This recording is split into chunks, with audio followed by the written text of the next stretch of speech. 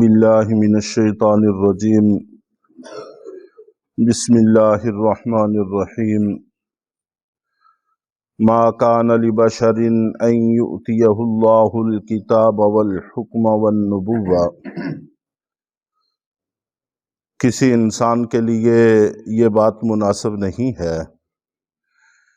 کہ اللہ تعالیٰ تو اس کو کتاب دیں اور حکمت دیں اور نبوت دیں، ثم یقول للناس کونوا عبادا لی من دون اللہ،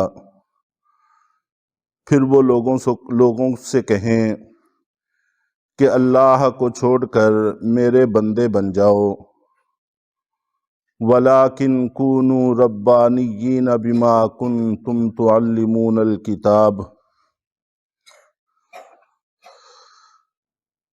یہ آیت اس وقت نازل ہوئی جب نبی پاک صلی اللہ علیہ وسلم عیسائیوں کے وفد کے ساتھ گفتگو کر رہے تھے۔ صحابہ کرام بھی موجود تھے اور یہود بھی آ جاتے تھے، کیونکہ کثرت سے مدینہ منورہ میں وہ آباد تھے۔ تو عیسائی سوال جواب کرتے رہے اور اللہ کے نبی صلی اللہ علیہ وسلم شافی جواب دیتے رہے، تسلی بخش جواب دیتے رہے۔ تو یہود کی چونکہ فطرت میں شرارت ہوتی ہے، تو کسی بھی معاملے کو بنتا ہوا دیکھنا ان کے بس کی بات نہیں ہے۔ اس لیے ایک یہودی ابو رافع نام کا وہاں پر موجود تھا، اس نے کہا کہ اے نبی صلی اللہ علیہ وسلم، آپ یہ چاہتے ہیں کہ آپ کی بھی ویسے ہی عبادت کی جائے جیسا کہ حضرت عیسیٰ علیہ السلام کی عیسائی عبادت کرتے ہیں۔ اس کے بعد پھر اللہ تعالیٰ نے یہ آیت نازل فرمائی کہ کسی بھی انسان کے لیے یہ بات مناسب نہیں ہوتی کہ اللہ تو اس کو کتاب دیں، جیسا کہ اور بھی انبیاء کرام کو کتابیں ملی جن کو رسول کہتے ہیں، اور حکمت عطا فرمائیں، دانائی دانشمندی عطا فرمائیں اور نبوت عطا فرمائیں، تو پھر وہ یہ کہے کہ اللہ کے بندے نہ بنو بلکہ میرے بندے بن جاؤ، ظاہر ہے کہ یہ کسی طور پر بھی مناسب اور درست نہیں ہے۔ ہم دنیا کے معاملات کو بھی دیکھتے ہیں کہ کسی بھی ملک میں، ریاست میں کوئی گورنر، کوئی وزیر، کسی عہدے پر کوئی بھی شخص کو متعین کیا جاتا ہے تو اس چیز کو ضرور ملحوظ خاطر رکھا جاتا ہے کہ وہ ملک کی حکومت کی پالیسیوں کے مطابق کام کرے گا یا حکومت کی پالیسیوں کے خلاف کام کرے گا۔ ظاہر ہے کہ جس شخص کے اندر یہ بات ہو کہ وہ حکومت کی پالیسیوں کے خلاف کام کرے گا، اس کو کبھی بھی کسی عہدے پر تقرر نہیں کیا جاتا۔ اور یہ تو حکومتوں اور ملکوں کی بات ہے، چھوٹی چھوٹی سطح کے جو ادارے ہیں اس میں بھی کوئی ایسا شخص برداشت نہیں کیا جاتا جو حکومت کی پالیسیوں کے خلاف کام کرے۔ تو اللہ رب العزت کی یہ کل کائنات حکومت ہے، سلطنت ہے، اور نبی کو اللہ تعالیٰ نے کئی مراتب عطا فرمائے، کتاب بھی دی، حکمت بھی دی، نبوت بھی دی، اور یہ سارے عہدے ان کو عطا فرمائے۔ اب وہ آ کر لوگوں کو یہ کہیں کہ اللہ کے بندے نہ بنو میرے بندے بن جاؤ، یہ کسی طور پر بھی مناسب اور درست نہیں ہے۔ نہ تو حضرت عیسیٰ علیہ السلام نے ایسی کوئی تعلیم دی ہے اور نہ ہی نبی پاک صلی اللہ علیہ وسلم ایسا کچھ بھی چاہتے ہیں۔ یہ محض تمہاری شرارت ہے اور تم اپنی شرارتوں سے باز نہیں آتے۔ چنانچہ علماء کرام نے اس آیت کی روشنی میں یہ بات بھی لکھی ہے کہ ہمیں اپنے بچوں کے نام بھی ایسے رکھنے چاہیے کہ جس کے اندر سے شرک کی بو محسوس نہ ہوتی ہو، جیسے عبد المسیح، عیسیٰ کا بندہ، عبد الموسیٰ، اور اسی طرح مشرکین کے ہاں عبد العزیٰ اور اس قسم کے نام چلتے تھے۔ تو ایسا کوئی بھی نام رکھنا جس سے شرک کی بو آتی ہو یہ درست نہیں ہے، چاہے صراحتاً شرک ہو چاہے شرک کا امکان ہو۔ اس پر انشاءاللہ العزیز تفصیل سے بات عرض کی جائے گی اگلے درس میں۔ تو نام رکھنے میں کوشش کرنی چاہیے کہ ایسا نام ہو کہ جس کے اندر شرک کی بو نہ ہو، اور اسی طرح نام ایسا ہونا چاہیے جس کا معنی اچھا ہو۔ اس کے لیے بہترین ترتیب جو لکھی گئی ہے وہ یہ ہے کہ اللہ تعالیٰ کے ناموں میں سے کسی بھی نام کے ساتھ عبد کا لفظ لگا کر نام رکھنا چاہیے، جیسے عبداللہ، عبد الرحمن، عبد الرحیم، اس قسم کے نام ہوتے ہیں۔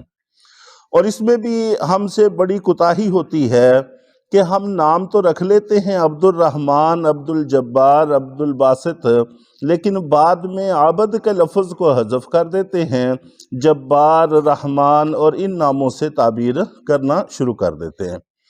اور بسا اوقات تو اس سے بھی بڑا ظلم ہوتا ہے کہ اللہ تعالیٰ کا وہ نام ہوتا ہے اس نام کو بھی بگاڑ دیتے ہیں، نہ صرف یہ کہ شروع سے عبد کا لفظ اتار دیتے ہیں بلکہ آگے جو اللہ کا نام ہے اس نام کو بھی بگاڑ دیتے ہیں۔ تو یہ بہت بڑے گناہ کی بات ہے، اس سے گریز کرنی چاہیے۔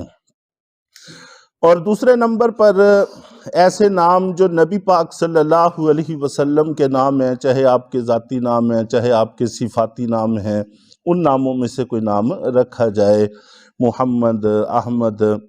عام طور پر اس پر بھی آج کل چونکہ یہ نام رکھنے کا رواج نہیں رہا، اکیلے محمد یا احمد، تو جب کسی کا نام بچے کا رکھا جاتا ہے تو علماء کو عوام کو شبہ ہوتا ہے کہ یہ نام آپ نے کیوں رکھا، یہ تو نبی پاک صلی اللہ علیہ وسلم کا نام ہے۔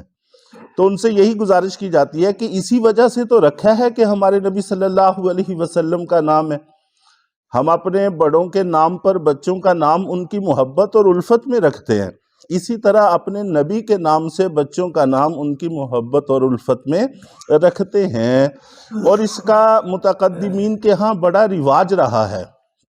چنانچہ ہماری جتنی احادیث کی کتابیں ہیں ان میں سے اکثر و بیشتر کے ائمہ کا نام یا محمد ہے یا احمد ہے۔ امام بخاری رحمۃ اللہ علیہ ان کا نام محمد ہے، امام شافعی رحمۃ اللہ علیہ ان کا نام محمد ہے، تو فقہ حنفی کے تیسرے جو بڑے امام ہیں ان کا نام محمد ہے۔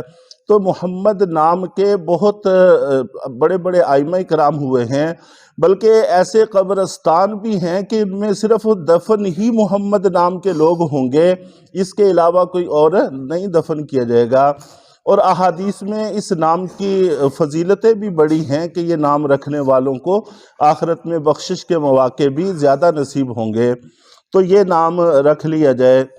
اور تیسرے نمبر پر صحابہ کرام صلحاء کے ناموں میں سے کوئی نام رکھا جائے، اور آخری درجہ یہ ہے کہ کم سے کم ایسا نام رکھنا چاہیے کہ جس کا معنی اچھا ہو۔ چنانچہ نبی پاک صلی اللہ علیہ وسلم کی خدمت میں ایک دیہاتی آدمی آیا، اور اتفاق سے ان کے ساتھ ان کا ایک کتا بھی تھا۔ تو اللہ کے نبی صلی اللہ علیہ وسلم سے ملاقات ہوئی، آپ نے پوچھا کہ تمہارا نام کیا ہے؟ تو اس نے کہا کہ میرا نام ظالم ہے، اور یہ جو میرا کتا ہے اس کا نام راشد ہے۔ جن لوگوں نے کتے رکھے ہوتے ہیں ان کو چونکہ بڑی دلچسپی ہوتی ہے تو اپنا بھی تعارف کروا دیا، ساتھ ساتھ اپنے کتے کا بھی تعارف کروا دیا کہ میرا نام تو ظالم ہے اور یہ میرا کتا ہے، اس کا نام راشد ہے۔ تو اللہ کے نبی صلی اللہ علیہ وسلم نے از راہ مزاح فرمایا کہ تم انسان ہو کر ظالم ہو اور وہ کتا ہو کر راشد ہے۔ آج سے میں تمہارا نام بدلتا ہوں، تمہارا نام راشد ہے اور تمہارے کتے کا نام ظالم ہے۔ چنانچہ اس نے تسلیم کر لیا اور اپنے علاقے میں جا کے بتا دیا کہ آج سے میرا نام راشد ہے اور میرے کتے کا نام ظالم ہے۔ تو اس طرح سے اچھے نام ہونے چاہیے معنی کے اعتبار سے۔ آپ نبی پاک صلی اللہ علیہ وسلم کے سامنے جب بھی کوئی ایسا نام آتا جو مناسب نہیں ہوتا تھا تو آپ تبدیل فرما لیا کرتے تھے۔ بلکہ ایک بڑے تابعی ہیں اور ان کو رئیس التابعین سے تعبیر کیا جاتا ہے، سعید بن مسیب رحمہ اللہ تعالی۔ سعید یہ تابعی ہیں، ان کے والد مسیب یہ صحابی ہیں، اور سعید کے دادا حزن یہ بھی صحابی ہیں۔ تو یہ جب اللہ کے نبی صلی اللہ علیہ وسلم کی خدمت میں حاضر ہوئے حزن، تو آپ نے پوچھا کہ نام کیا ہے، انہوں نے اپنا نام بتا دیا، اور اس کا معنی ہے کھردرا ہونا۔ اور بھی معنی ہیں، ایک معنی کھردرا ہونا، سخت مزاج ہونا، سخت طبیعت ہونا۔ تو آپ نبی پاک صلی اللہ علیہ وسلم نے فرمایا کہ اگر تم مناسب سمجھو تو اس کی جگہ میں تمہارا نام سہیل رکھ دوں، سہل سے آسان، نرم۔ تو انہوں نے کہا کہ اللہ کے رسول، کیا یہ جو پہلے سے میرا نام ہے یہ رکھنا شرعاً منع ہے؟ اگر تو منع ہے تو سر آنکھوں پر، اور اگر صرف آپ کا مشورہ ہے تو پھر اگر آپ اجازت مرحمت فرما دیں تو یہ میرے باپ دادا کی نشانی ہے، انہوں نے میرا نام رکھا ہے، تو آپ مجھے اسی نام کی اجازت مرحمت فرما دیں۔ تو آپ نے یہی نام رہنے دیا۔ چنانچہ حضرت سعید بڑے تابعی ہیں، بہت بڑے عالم ہیں، وہ فرمایا کرتے تھے کہ کاش کہ ہمارے دادا اس مشورے کو قبول فرما لیتے، وگرنہ اور ہماری طبیعتوں میں بھی نرمی آ جاتی، وگرنہ ہمارے باپ دادا کی جو سختی ہے وہ ہم بھی اپنے اندر محسوس کرتے ہیں۔ تو نام کا معنی کے اعتبار سے بھی نام اچھا رکھنے کی کوشش کرنی چاہیے۔ اللہ تعالی ہم سب کو عمل کی توفیق عطا فرمائے۔